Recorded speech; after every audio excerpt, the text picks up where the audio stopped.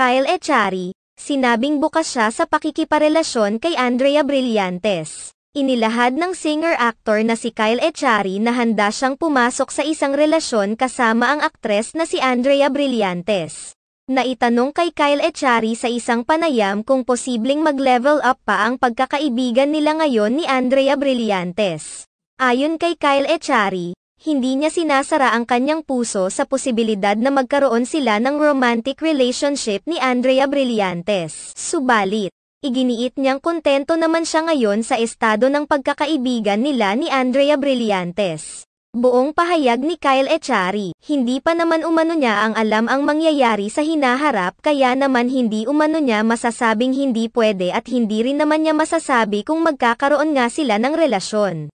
Nauna na rito, ang pag-amin ni Andrea Brillantes na sa kabila ng mga masalimot niyang pinagdaanan sa pag-ibig ay hindi naman niya isinasara ang kanyang puso na magmahal muli. Subalit, paglilinaw ni Andrea Brillantes na sa ngayon ay nakatuon lamang ang kanyang pansin sa kanyang trabaho at mga personal goals. Sa kabilang banda, naging usap-usapan sa ilang social media platforms ang ibinahaging vlog ni Andrea Brillantes kung saan kinasa nila ni Kyle Echari ang Jowa for a Day Challenge.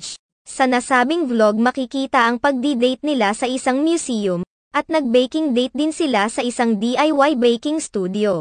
Nilinaw rin ni Andrea Brillantes na ang kanilang date sa BGC ay bahagi rin ng kanilang content. Nilinaw ito ni Andrea Brillantes dahil nauna nang kumalat sa social media ang mga video kung saan makikitang nagkasama sila habang pababa ng escalator.